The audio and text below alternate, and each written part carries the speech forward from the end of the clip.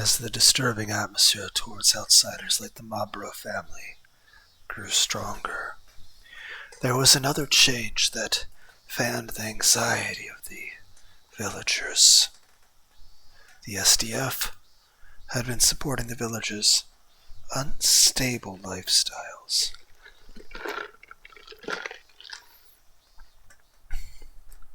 as well as providing mental support, but they had suddenly disappeared from the village.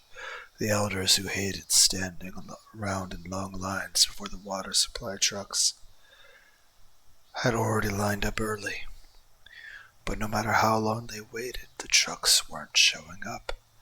At first we made the generous assumption that something had delayed them. But the fact that the SDF's deliveries had always been punctual before only worked against them, fanning anxieties even higher. Once it was long past the scheduled delivery time, the morning line grew steadily longer, and the anger they felt at the water trucks for not arriving grew into anxiety, and finally into fear.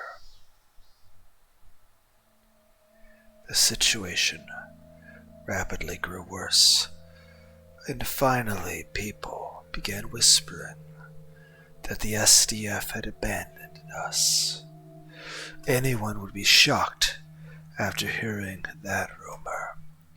The actions of the SDF were the final dam maintaining the village's sanity. With that dam suddenly removed, it was easy to feel as though the village had been cast out of Japan. However, there were a few villagers who weren't frightened by the SDF's disappearance. They had taken an optimistic view and assumed the quarantine would be lifted. Those people even tried to leave the village, yet something strange occurred at the barricades, sealing us off. Instead of the personnel clad in white raincoats that had been manning the barricades before, there were soldiers blocking the path wearing much tougher-looking camouflaged gear that was more like a spacesuit. They even had an armored car parked behind them too. Now why did the villagers insist on calling them soldiers? Because the guns they carried looked that dangerous. At the very least, none of the SDF members performing relief efforts had carried guns. Not only were the soldiers carrying their own guns, but the armored car also had a heavy machine gun stationed at its top hatch, and they aimed its muzzle at the villagers without hesitation. After aiming, they issued a warning too. This is the JGSDF. You are not permitted to leave the quarantine zone. Please return to your homes at once. Seeing and hearing that made them certain circumstances had changed. The commotion about this dangerous virus had progressed to the point where it was beyond the SDF's control, so they abandoned providing aid to the village and were trying to seal it away. That gave way to anger at the nation who had abandoned their relief efforts, and even greater fear at the idea that things had progressed that poorly.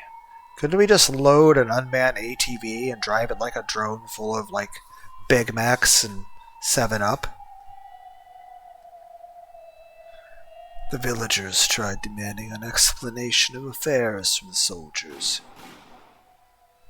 but they fired live ammo without remorse, intending to intimidate, and announced that they would target their legs next if they did not leave immediately. The villagers then scattered like spiders and fled back to the village. Afterward, their story grew exaggerated, and people started saying some of them were actually shot and wounded or even dead, causing even further turmoil. Actually, there's still a chance the part about warning fire was all made up too, but there's no way to verify that anymore, and no need to, because that story wasn't being proven false, so it had already become the truth. On top of that, some kind of jamming wave was emitted from somewhere, suddenly making the radios useless, leaving word of mouth as the only means of communication, which increased the turmoil even further.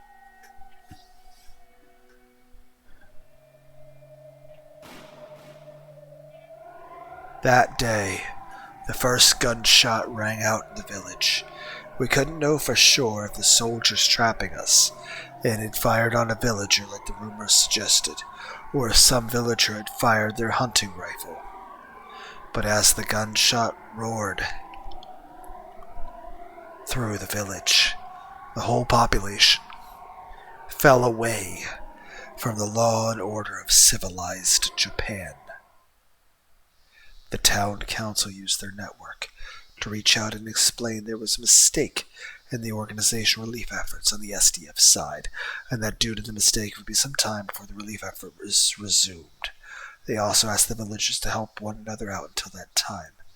Had that message been sent out before such great anxiety spread throughout the village, then they might have been able to improve things a little.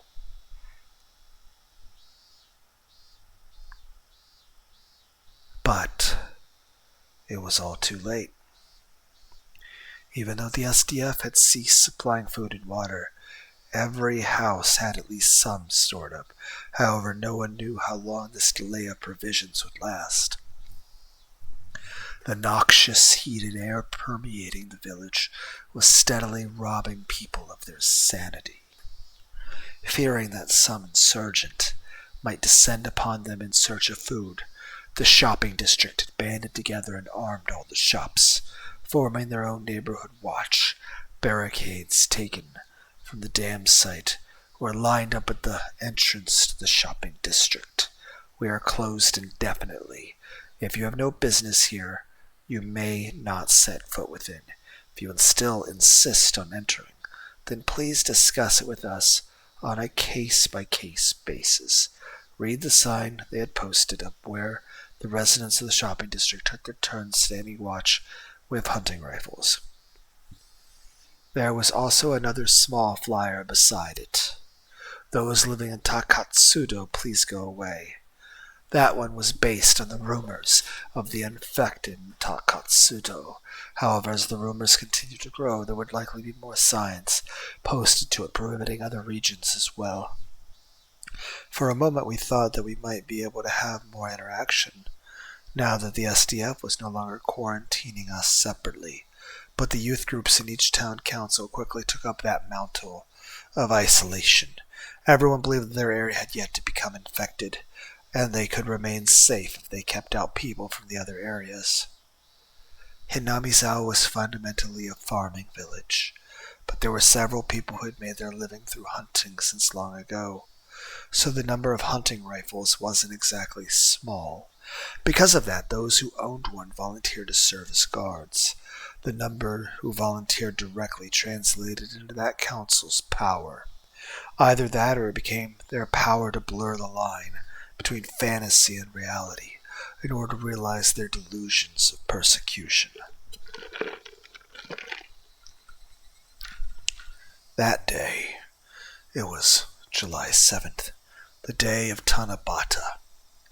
When we turned the television on, it displayed images of cute young children writing their wishes on boards and stretching out to hang them up on bamboo stalks. Yet here in Hinamizawa, our Tanabata involved posted signs rejecting the infected up on violent-looking barricades, while many took up hunting rifles and glared at each other suspiciously. It was hard to believe this was still the same Japan.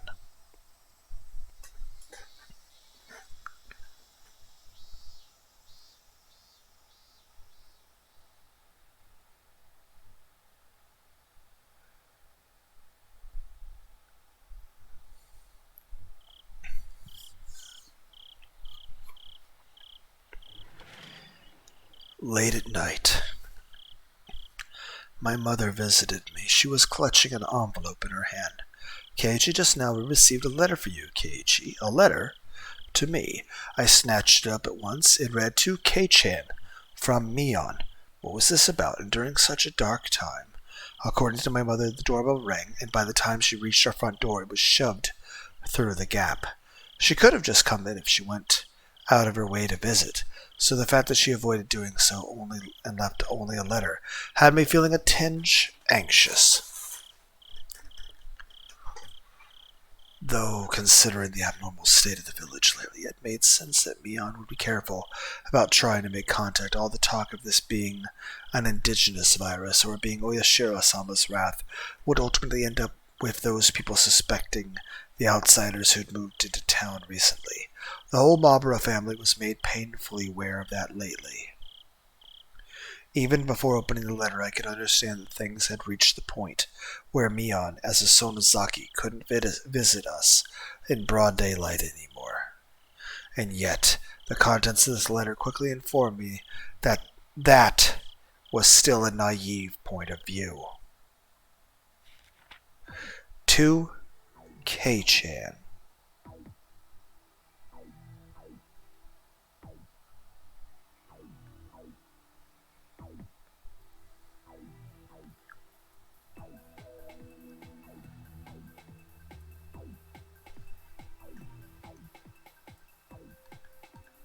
Be careful. The idea that we should make an example out of the Maburas and Ryugus is gaining more strength in our council area. I know it's a really crazy idea, but they've already begun, driven to the point where they'll be consumed by fear if they don't sacrifice someone. I was only able to argue otherwise the first few times, but starting several days ago, if anyone tried to object, they argued that person was covering for the infected because they were infected too. Now no one's putting a stop to this talk of lynching you all. It was fine back when they were all evenly split between the virus supporters and Oyashiro-sama's curse, since they'd both just argue incoherently with each other. But lately the curse supporters are gaining ground. It won't be long before they're leading the whole group. If my granny were well, she'd never allow such a riot, but she actually came down with a fever a few days ago, and now she can't get out of bed. Some of my relatives have started spreading rumors that it's the infection, so I'm losing my ability to speak at the council too. Like if I'm not careful, they could sacrifice me as well. With the position I'm in now, it's going to be hard for me to speak on behalf of your and Rena's family anymore.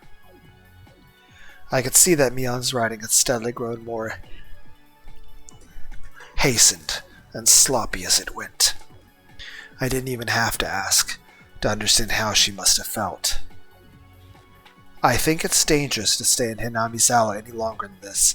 At the very least, if we stay shut up in our homes like this, then sooner or later we'll be murdered. So I'm planning to escape the village tomorrow night. The SDF is blocking off the perimeter, but the Sonozakis have secret tunnels, and one of them exits out beyond the quarantine. Me and Granny are the only ones who know about these tunnels. I wanted to wait until after she recovered, but that doesn't look possible anymore. My granny just told me to leave her behind and run. My granny is saying that this is the return to the ancient legend of demons coming out from Onokafushi Swamp. Right now all the villagers are possessed by demons, and they're going to start murdering each other. In those legends, Oyashiro-sama managed to calm everyone down, but before they were able to do so, the blood-soaked conflict they produced resulted in a massive number of casualties. They're going to kill us all.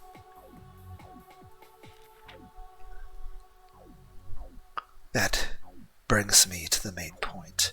Tell your family tonight about all of this and have them get ready, Kei-chan. I'll come for you all tomorrow night, and then we'll escape. Bring your cash, insurance card, bank book, and family seal. Also, fill your backpack with clothes, daily necessities, but don't let it get too heavy. Don't bring anything you have to carry. Make absolutely certain You can use both hands. For shoes, wear a comfortable pair you can walk easily in. I'm sending the same letter to Rena as well. This might seem like it's coming out of left field, so I doubt it feels real to you just yet. But trust me, I've been to the town council. I've been to the town council meetings and the gatherings of the three families. So I have a very clear idea of just how crazy this village has become. You need to understand how dangerous this is. Even if you have faith in and do everything I've asked, I'm estimating only a 10% possibility at best of you, me, Rena, and our families escaping all Hinamizawa safely. That was the end of Mion's letter. What the hell? This whole situation was too much for me to take in, and so I gripped my head. Yet Mion had entrusted this letter to me and asked me to trust her, knowing I'd feel that way. Once I took 3 deep breaths.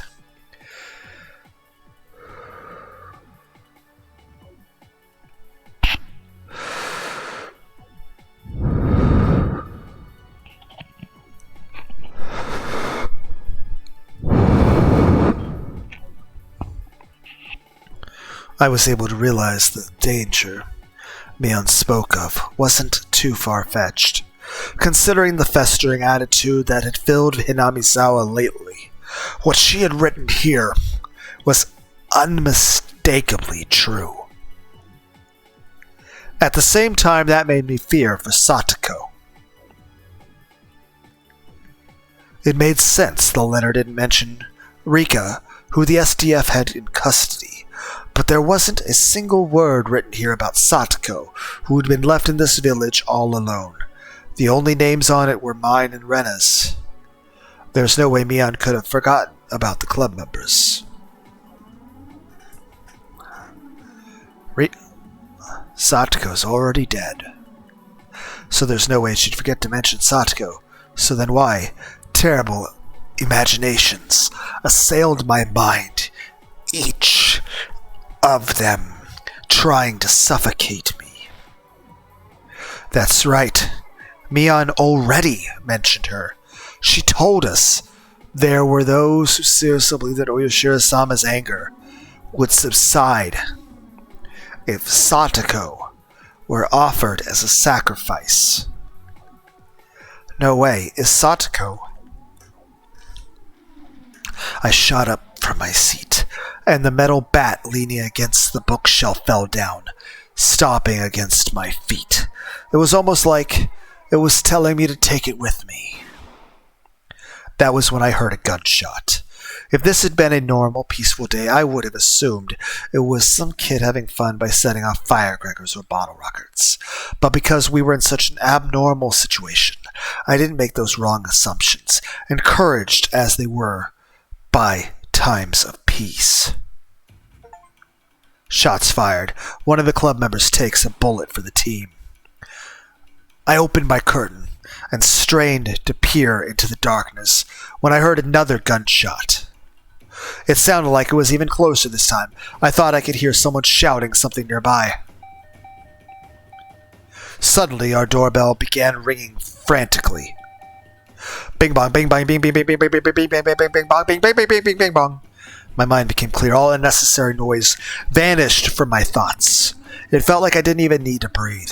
And in that vacuum state, I picked up the metal bat at my feet and raced for the front door. At the entrance, I found my mom cowering, and my dad running in from the kitchen with a carving knife. Up until a moment ago, I would have thought it was strange for my dad to respond so violently, but in this exact moment, that actually felt like the proper response. My mom looked back at my dad, wondering if it was safe to open the door. He had her step away from it. The button for our doorbell was pressed at our gate, so whoever had pressed it had now come through our gate and was standing right in front of the house. Then there was the bang, bang, bang, bang, bang, bang, bang.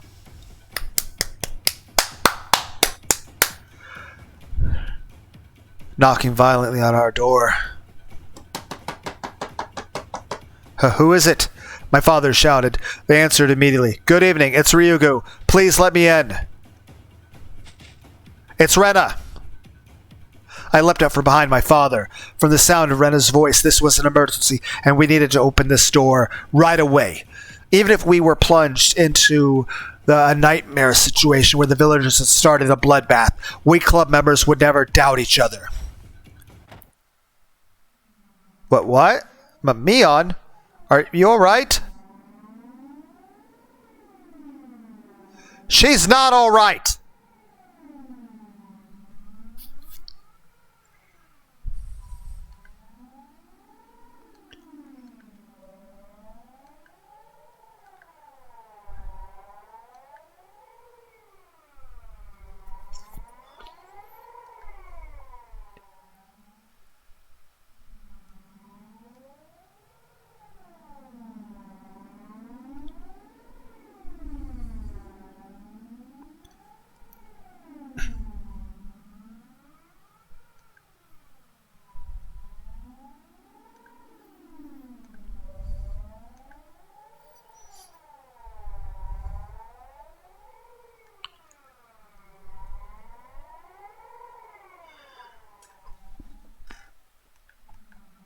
We need to hurry and stop the bleeding. Rena was carrying a blood-soaked Mion, whose breathing was fading fast. Asking if she was all right was just a waste of time, not even a social courtesy. After that cry from Rena, we carried Mion in past our door and laid her down on the floor. Mion's left shoulder was badly injured and her clothes were stained red with blood. Her clothes were supposed to be yellow.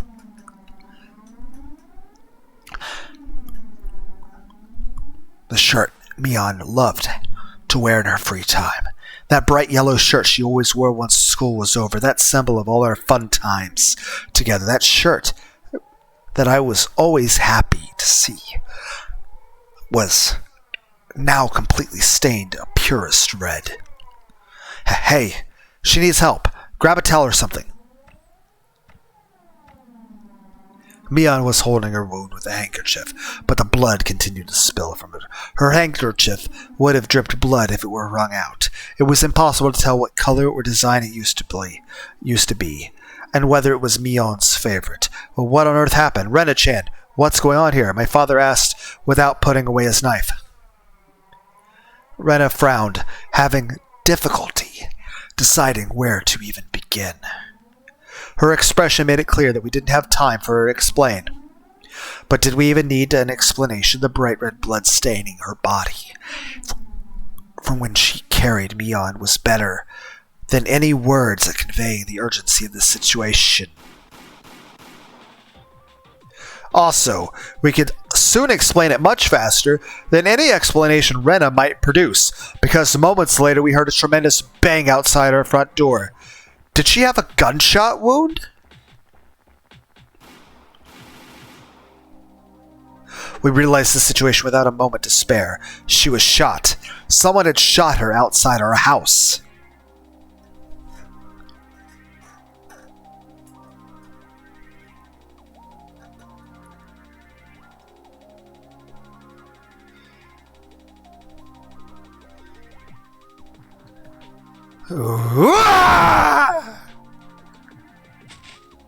Rena spun around at the sound of that shot, all while raising that huge hatchet she had carried in one hand, even while carrying me on. I gripped my bat and chased after Rena, my feet still bare. I didn't even hear my father calling for me behind us. Rena!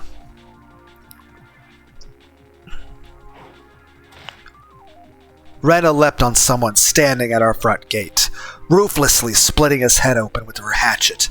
The moment was unbelievable, and all too short. Rena easily brandished her huge hatchet at another man and threw it at him with tremendous force. A silver glint of moonlight flashed off the blade as it soared into the man's face. The man let out a short cry.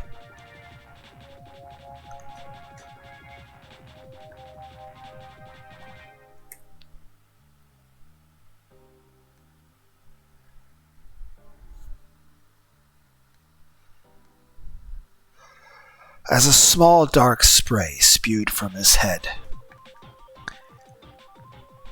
My understanding of typical social morals made my brain want to shout, "What are you doing, Rena?" But I also wanted to know who was such a threat that they warranted this reaction. Once Rena reached the man stumbling around with her hatchet in his face, she roughly yanked it out, then slammed the long hatchet into his head over and over. The man begged repeatedly for her to stop, but Rena didn't listen to him at all. Once she confirmed he wasn't moving anymore, she spoke. Killing someone means that you're ready to be killed in return, so don't take it lightly.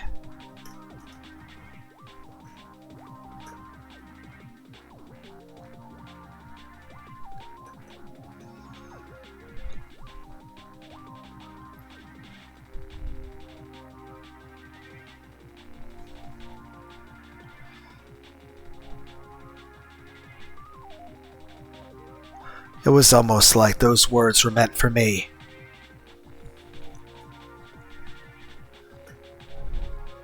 From Rena's perspective, I probably looked like I was still too accustomed to peace to understand the emergency we faced. But that was when Rena turned and shouted.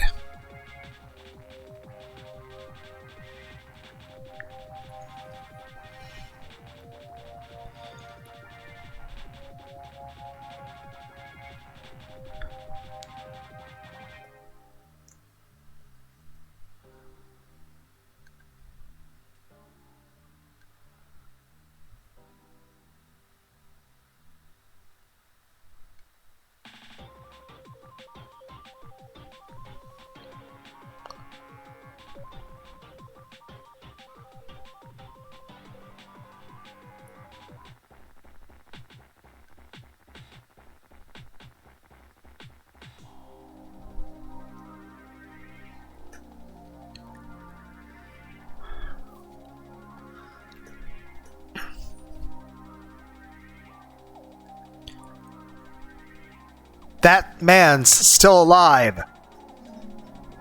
Huh? Oh.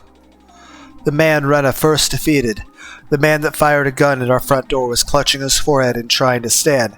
He was already injured so badly we could probably let him go. But that thought was probably just me clinging to peace. Rena didn't have that thought at all. The man was holding his head with one hand, but his other was still holding his hunting rifle. The threat this man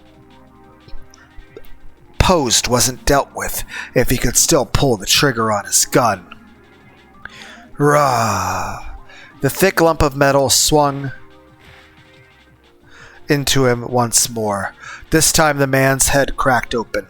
Rena turned back and glared at me. I was closest to that man, not Rena. Rena had shouted so I could take him down. Yet I stood there spacing out, so Rena attacked him. He'd had a gun. If he had been quicker, Rena couldn't have done anything from her position. That's why she entrusted him to me, but I just stood there blankly, still unable to grasp the situation. Her stern expression made me realize that. So I immediately apologized. So sorry. It's fine. Just hurry. Rena yanked her hatchet out of the man's head and picked up his gun with her other hand. Even if you don't shoot, a gun can still be used to frighten opponents. Right. That's fine. Just hurry up and get ready to run. Didn't Mion say she'd come tomorrow in the letter? It is too late for that. In the letter she wrote? There goes my false sense of security. Oh yeah, but tell me, what on earth happened? I asked Rena as we ran back to my front door. You got a letter from her too, right, Keiichi-kun? Michan brought the same letter over to my house.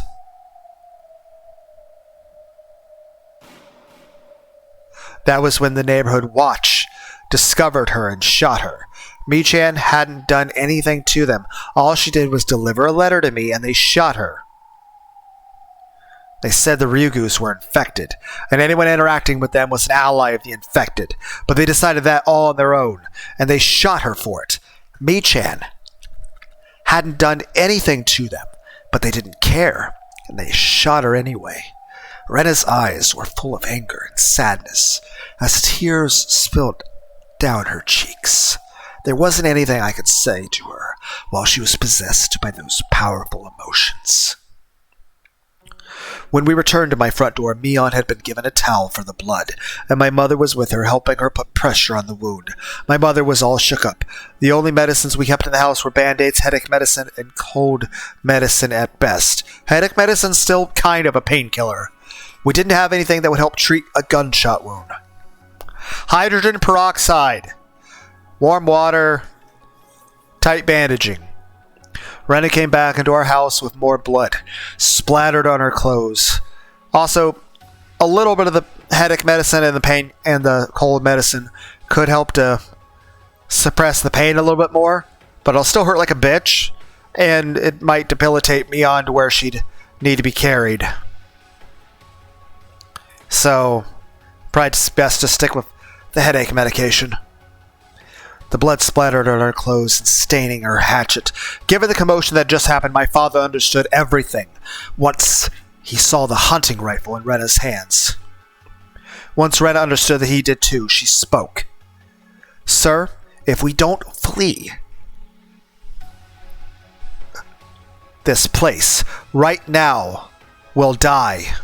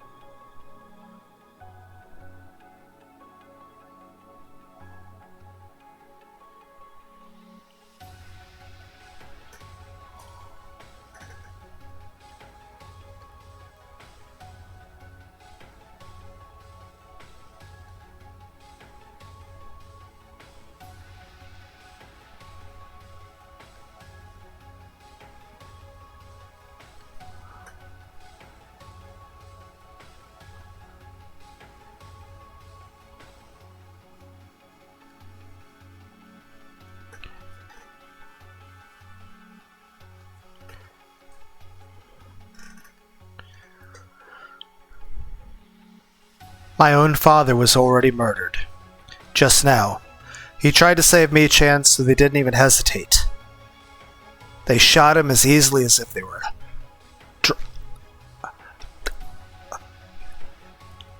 They shot him as easily as if they were driving off crows. I can't believe it. I can't believe it. Mion's mouth opened feebly after hearing Rena's screams. I'm sorry, Rena. If I hadn't screwed up, I'm really sorry. It's not your fault.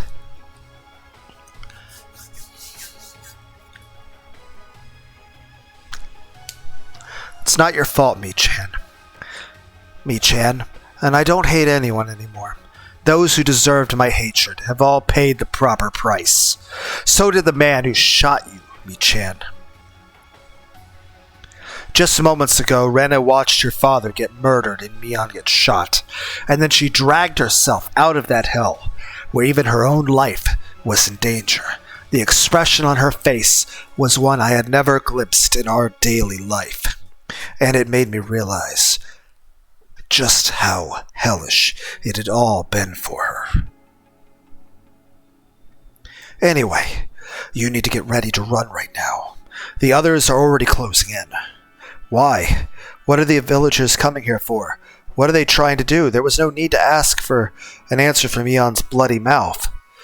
That was why my father swallowed his confusion, and after clearing his throat simply asked one thing. Run. To where? There's a hidden tunnel in Mi-chan's secret basement that none of the villagers know about. So long as we can make it there, we should be able to pull through. Cough, cough. Rena explained what was written in the letter on Mion's behalf. Mion still tried to explain, but ended up coughing instead. Dad, Mom, we don't have a moment to waste. Let's run. Right. Let's go. My father registered the pressing danger, and it only took several seconds to abandon his morals as an average member of normal society before nodding. But my mother couldn't make a quick decision. But if we run, what will happen to our home? We don't know what's going to happen. If the villagers come here, they may very well burn our house down. But if my mother understood that, then her hesitation didn't make any sense. If they were willing to burn down our home, then what good would holding up inside do? Who knows what they would do to us then? My mother wasn't an idiot. Well, maybe that's exactly why she was so confused. At this moment, my father, who had been on the edge since the first day of the quarantine, was the one acting reasonably. Still, my mother managed to regain some sense. So, she went back in and grabbed only her handbag with our bank book. My father took the hunting rifle from Rena. He boasted that he knew how to handle one after using a similar type of air gun. But it was up to the listener to determine how reassuring that sounded. Mion told us to leave her behind since she'd only slow us down. But Rena slapped her hard after that suggestion. No. Without you, we won't know where the secret basement is. Don't abandon your responsibility so lightly. Now take us there. With you around, I can't die an easy death at all. It looked like Mion had recovered enough energy to talk back at least, but we couldn't leave her wound untreated forever. If we don't get proper doctor to look at her, then all that blood loss will lead to disaster. Hey, Mi-chan? We don't have time to debate this, so give me an answer. Rena glared at Mion with a dry expression, and asked her just one thing. Why were you suggesting we should escape without Satoko-chan?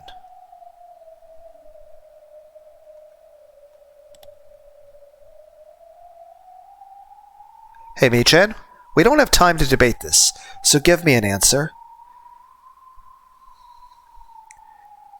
What about Satoko? Yeah, I wondered that myself. What's going on with Satoko, Mion? She's in a worse position than me and Rena, right? We can't just leave Satoko behind. Satoko's... Mion trailed off, but Rena wasn't allowing her to get away with just that.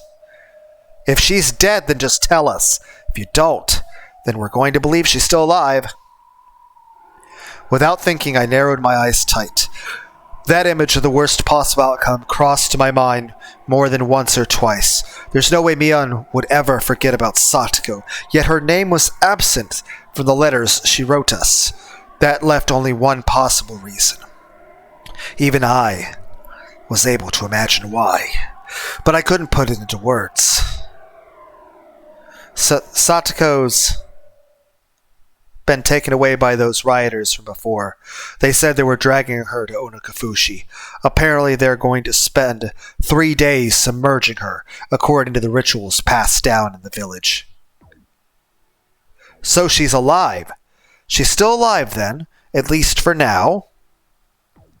Ren and I both latched on Mion at once. However, neither of us had any thought of blaming Mion for nearly abandoning Satoko. Mion used the information she was able to gather as Sonozaki to make a logical decision, and after bitter deliberation, she decided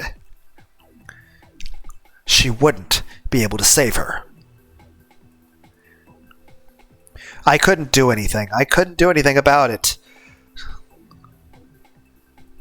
The council's officials took the lead, and after they added the shrine group and the youth group and the neighborhood watch and the other volunteers from the village, their numbers swelled past 100 people.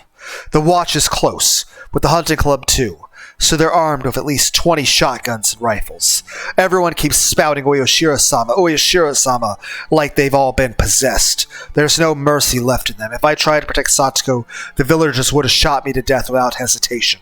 Like they did to you, and to my father. Mia nodded bitterly as tears spilled from her eyes. She wept at her own lack of power to stop them, and for the lost lives of the villagers who still tried to uphold justice. I don't understand why. Everyone was normal just 3 days ago. They were reasonable then. But they've gone mad in just the past 72 hours. Their eyes are bloodshot and they've lost all reason. They didn't go crazy just because the SDF left. They were crazy before then. The killer virus isn't what's scary now. It's everyone in the village. I have a few thoughts. This virus, it isn't one that drives people to death, but one that drives people to madness, making the villagers become demons one after another. Just try retracing the legend of Oyashiro-sama once more.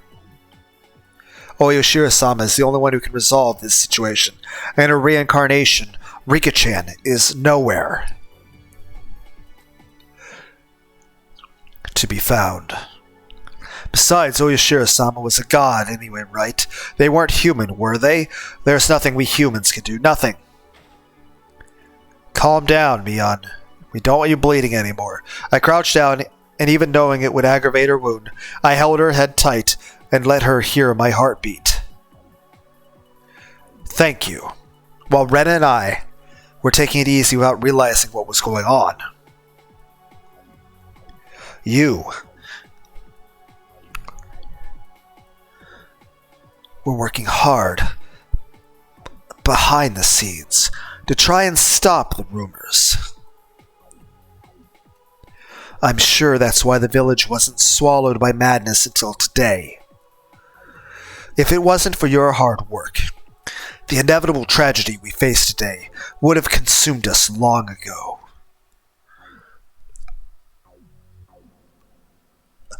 So thank you, Mion.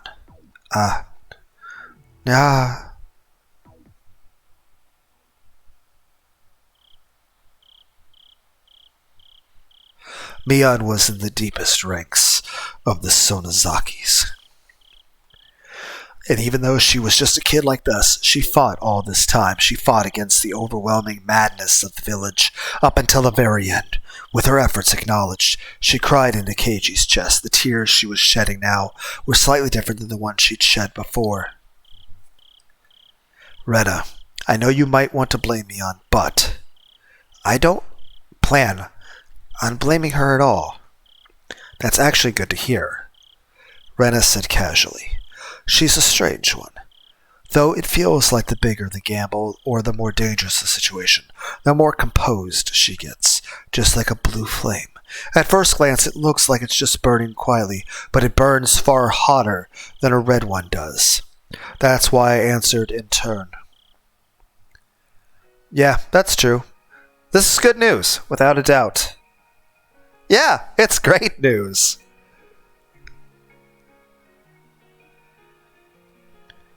I mean, Satoko-chan's alive. On top of that, we know they'll keep her alive for another 72 hours. That's fantastic to hear. That bat I had been gripping began to grow hot in my grasp, almost as if the bat had been immersed in a blazing fire, the heat stinging the palms of my hands. Yeah, I know, Satoshi. There's nothing to fear. When even you get serious, one hit from this will smash their heads in. Keiichi, don't tell me you're planning on rescuing Satoko-chan. Dad, take Mom and me on and escape through the secret exit. Ren and I will handle the rest. Keiichi. I'm sorry, ma'am. Please take care of Mi-chan. Also, don't take your eyes off her. Mi-chan doesn't play fair and likes to steal the spotlight. So she might try sneaking off after us, even though she's badly wounded and in a lot of pain. Tisk, treating me like I'm dead weight. Judging from Mion's current state, she didn't really have the energy to do that, but she'd never be so heartless.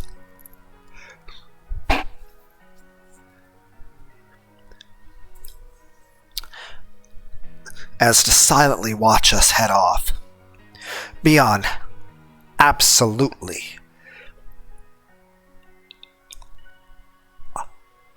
Would try to follow us and provide backup, even if both of her legs were falling off. But we can't allow Mion to die. We're not going to lose a single one of our friends. We won't let that happen, and Mion is our leader. Without her, there'd be no one to wrangle us wild horses together. Besides, she's also the only one who knows how to escape from this village. Keiichi, don't give me such a sad look, Mom. At times like these, you gotta send us off with a smile. Dad, I'll meet up with you later at the Sonozaki house. Keiichi, you two should come with us. You can't face them alone. Sir, I appreciate the sentiment, but it's already too late, see?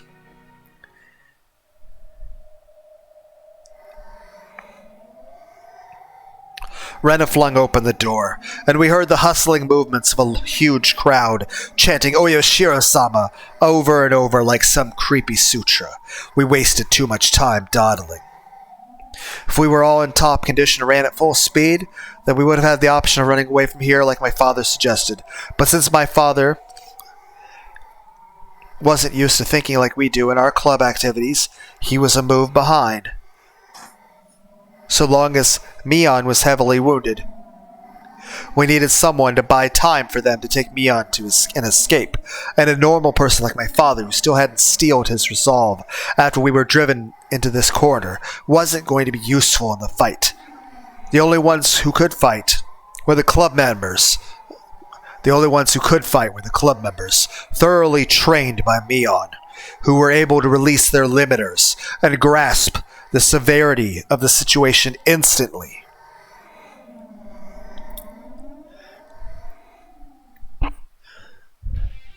Let's go, Keiichi-kun. Let's go, Keiichi-kun. Right. Let's go take care of this real quick. The bright farewell Rena and Keiichi left for his parents was almost the same as when they headed to school in the morning, but they didn't have their bags. Instead, they carried a hatchet and a metal bat. They weren't wearing their uniforms either. No, what they wore was enough of a uniform.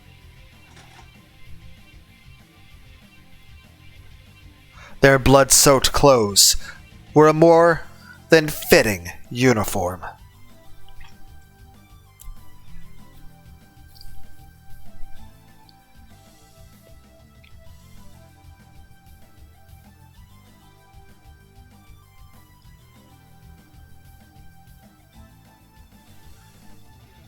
For that mad and crimson night. We exited out the front door and closed the door behind us, silently willing the others to run in that time. Beyond the door, there were the lights of several flashlights, swaying like the breaths of ravenous beasts. Every one of them was chanting Oyashiro-sama's name as they drew closer. There were probably the same number of people as our class. Wow, just over 20, huh? You think they can win? I'm betting they do. Well, amateurs would believe that when there's 20 of them together. Ha ha ha. What a foolish bunch they are. If they tried to settle things peacefully, they might have held out a little longer. But they've made a grave mistake. Yeah, they did. They attacked Mion. They kidnapped Satoko. They went after our club. And that sealed their fate. Ren and I practically slid forward as we ran and hid behind the gateposts on the sides. Our quick movements were like a panther's after its prey. They certainly weren't the movements of a cornered rat. In this situation it was, no, with the composure they showed, it was hard to tell who was being hunted. I wonder why. Even though we're facing so many people, I'm not afraid at all. That much is strange. I wonder why too. If there was a world of dreams and daydreams, if there was a world of dreams and daydreams, then in some other world we must have already fought against much, much more powerful, frightening, and vast numbers, yet we still overwhelmed them.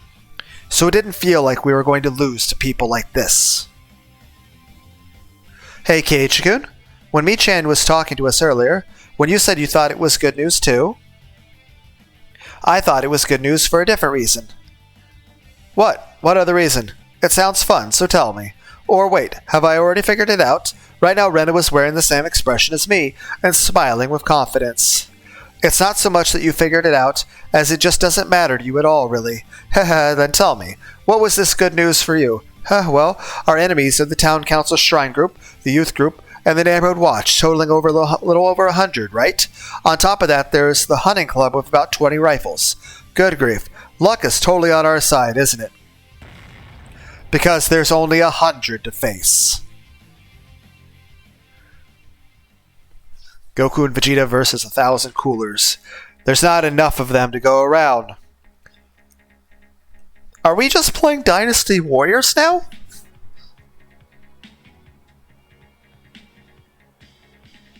I was convinced the whole village was our enemy. I was ready to crush all 2,000 people in Hinamizawa. So I was almost disappointed to hear there were so few. 100 people in 72 hours? And there's only 20 here? They're underestimating us. They're absolutely underestimating us. Taking down 100 foes in 72 hours when Ren and I are both serious? Think we'll have time to spare? Nah, there won't be enough. You think they'll give us trouble? Idiot. That's not what I meant. I chuckled. Together we laughed. The 20 that had picked a fight with Mion were drawing closer. Then they finally got in range to attack. Now let's have some fun. Let's have lots and lots of fun over these next 72 hours. Satoko-chan, wait up for us. The 3-day-long Crimson Tragedy was about to begin.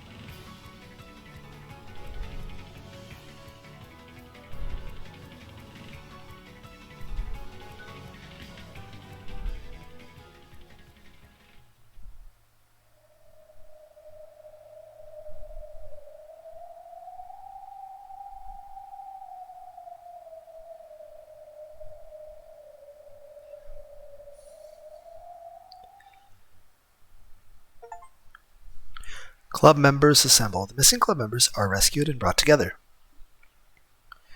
The club members were stationed on a hill overlooking Okonomiya. There was Kiichi, Rena, Mion, and also Rika and Sataka, who they had rescued. They were all in worn-out clothes covered in dirt stains and dust, or otherwise soiled with blood. Those 3 bright red days were violently long.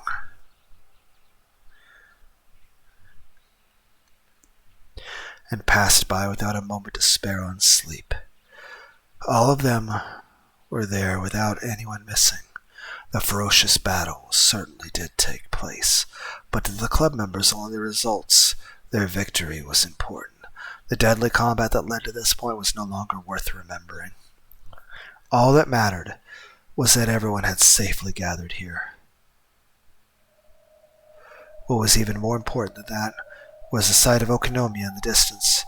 It hadn't ended. From here it was plain to see that the madness hadn't remained limited to Hinamizawa. The town of Okonomiya, too. I had a faint suspicion about this. This still isn't over yet, is it? Has this virus commotion only spread to Okonomiya? Or do you think it's spread even further? I can't tell by looking from here. Has the whole world gone to ruin? I don't know, but we're all here. It's not like everyone in Hinamizawa went crazy either. That's true. There are still those who retain their sanity even now. I'm sure there are some in Okonomiya as well. We might need to scout it out first. I figured you'd say that. We have to see for ourselves whether the world's really been destroyed or not. The village is about to run out of food and daily necessities. We threw off our pursuers, but there's no need to stay in the village. I'm worried about Shion-san. In that case, it's settled. Let's go into town to Okonomiya. Rika?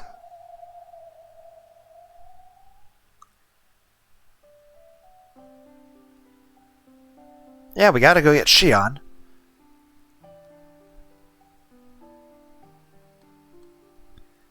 I'll stay here.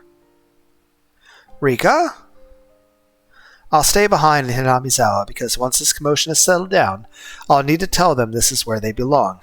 I couldn't understand all of what Rika was saying, but I could understand she said she'd remain in the village by herself. No way. That's dangerous, Rika. Those guys are still searching for you, you know. I'll be alright. I'm good at hide and seek. Nipa! Rika smiled like she usually did, showing us that we had no chance of breaking her resolve. Because Satoko was her best friend, she understood there was no convincing Rika once she gave us that look. Rika-chan? You don't need to worry about me. I'd rather you go check on the world. Is this the beginning of the end of this commotion, or is it already over?